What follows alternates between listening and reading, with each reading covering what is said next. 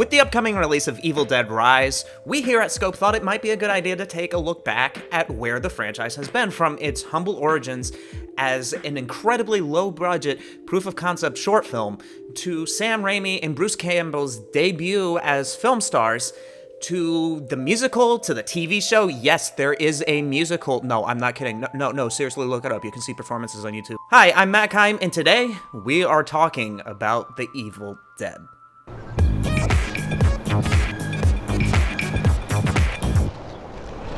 Hi guys, welcome back to the channel. Welcome back to Scope Networks. As always, give us a like, comment, subscribe. Still waiting for people to argue with me in the comments.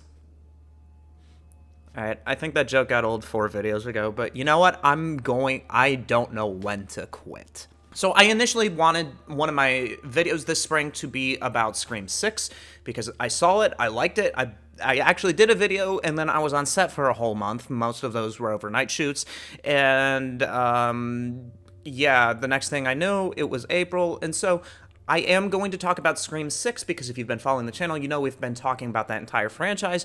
It'll just happen in the fall, closer to spooky season, so you'll get your dose, you'll get our opinions on Scream 6, just not right now. But there is another classic horror franchise getting a new installment this month with The Evil Dead. And so that's been something I've been pushing to talk about on this channel for years now. So I'm happy that we're now finally getting a chance to talk about it. With the release of Evil Dead Rise coming out this weekend, how we're going to do this is that I'm going to talk about a handful of the movies in the franchise this week, and then I'm going to go back and cover some other interesting points after Evil Dead Rise. We were talking about the original Evil Dead, released in 1981 and starring Bruce Campbell in his film debut. Some background on this film is that it actually came out of a proof-of-concept film called Into the Woods that Raimi and Campbell shot for like $1,600-ish. It follows the same basic plotline, and the two of them wanted to get funding for a full feature on this idea, and that proof of concept film went a long way into the fundraising process. So one of the fun facts about this movie is that Raimi and Campbell were actually lifelong friends growing up. From the time they were like 8 or so, they were making short films and things like that together. And I love this next detail. They decided that because Bruce Campbell was a little bit more popular with the ladies in high school, he was going to be the actor and Raimi would be the director.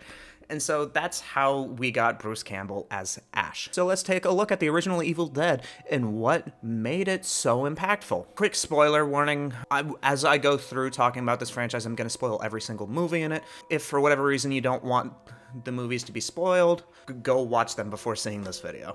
I don't know what else to tell you.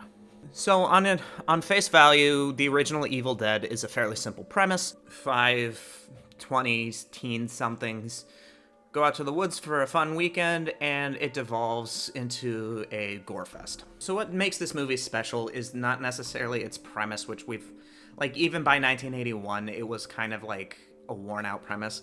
But what makes this movie so great is the way it's presented.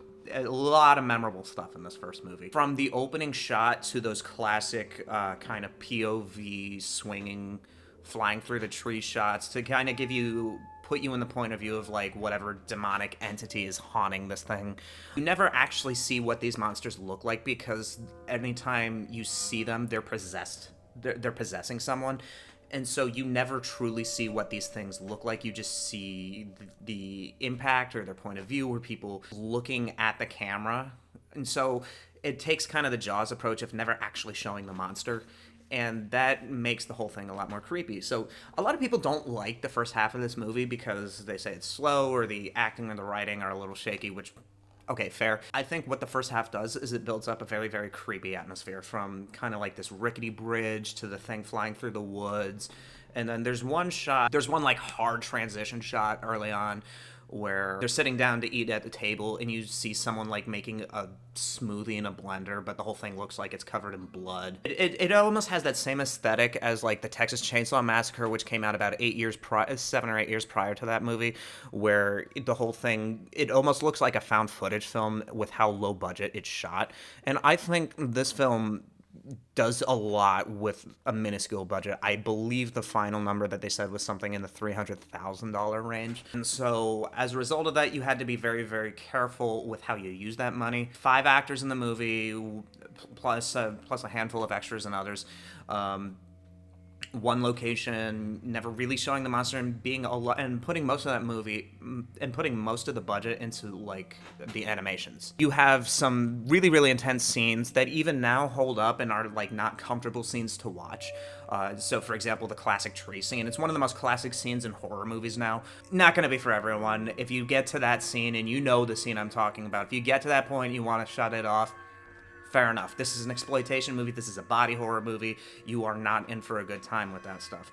If you watch past that point, however, that's when the magic really starts, because when people start getting possessed and the makeup is goofy and campy, but still really, really creepy, because like they take out the irises and like the possessed people's eyes. You have the one girl singing that creepy song. You know the one. Here it is.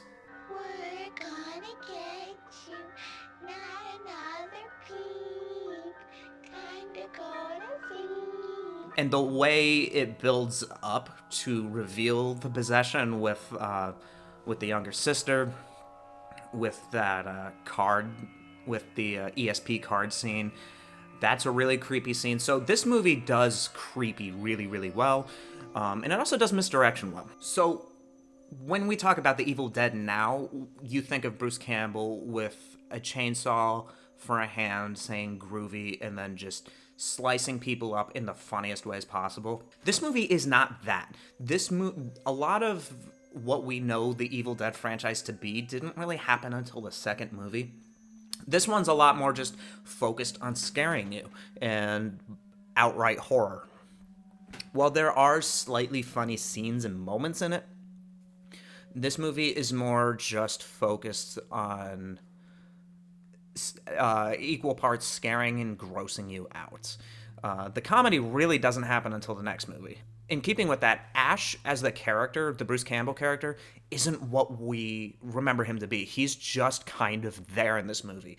The other character, the other male character, Scotty, he's the one that's like a little bit more active, wants to take action, is a little bit more willing to fight these demons off at first, trying to find a way out. And Ash is just kind of passively reacting to everything. In fact, if you only saw this movie, you never knew about the existence of the rest of the franchise, never knew about Bruce Campbell, you would not have picked him to be the survivor in this movie, because he just kind of, like I said, characters like that typically don't make it through horror movies. And so that's kind of like one of the twists of this movie, is that he's really the final girl in this movie, and not his girlfriend's character, or like his character's younger sister or someone like that, which kind of makes the ending 15 or so minutes all the more harrowing, because you think it's very, very plausible that this guy is not going to make it. There's also just like the abject horror of having to carve up someone that you know or care about in order to stop these demons. Like, apparently it's the only way to stop the possession is to dismember the corpses.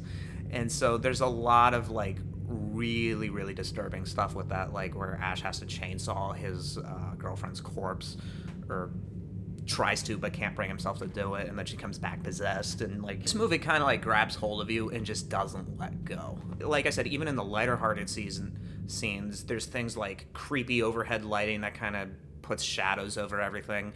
And even though the characters are having a good time and just having a few drinks with each other, there's something that just feels off. One of the things I love about filmmaking is seeing what budget limitations or time limitations, what kind of creative energy can be squeezed out of people like that. In horror, what kind of results you can get from having to work within your constraints, but still do something original. Even though this was like Sam Raimi's first feature film, there's still a very clever way that this is directed, in that they focus on using the constraints of the location and the budget to build out the rest of the atmosphere, from low budget lighting to like this grainy film stock that you feel like you're watching a found footage or like even a snuff film like in the vein of Texas Chainsaw Massacre. It does a great job building that atmosphere. It doesn't play its hand too early. Most of the budget, like I alluded to this earlier, but most of the budget does actually go into the special effects. So let's talk about that. So that's really the memorable thing about this movie, is that with like the makeup and the body horror by using like fake prosthetics covered in blood, or the stop motion animation, which does admittedly date the movie, you know, it's the 80s, but it also kind of gives it like a cheesy, but it also kind of gives the movie a kind of charm and timelessness to it at the same time.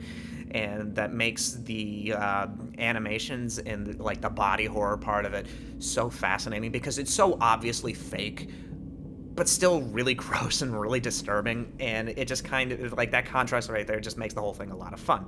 This movie is actually my favorite movie in the franchise, just because it is so focused on the creepy factor, and not nearly as much on the comedy factor. And so I'm gonna give Evil Dead 1 a green light.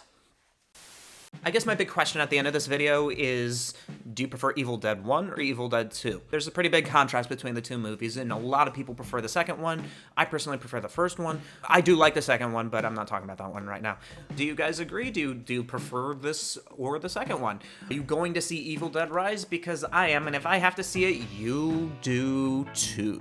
So remember to give us a like, comment, subscribe. Tune out later in the week. I'm going to be actually talking about the 2013 remake of the Evil Dead next, and I will be talking about Evil Dead Rise, and I'll get that video out hopefully sometime after this weekend.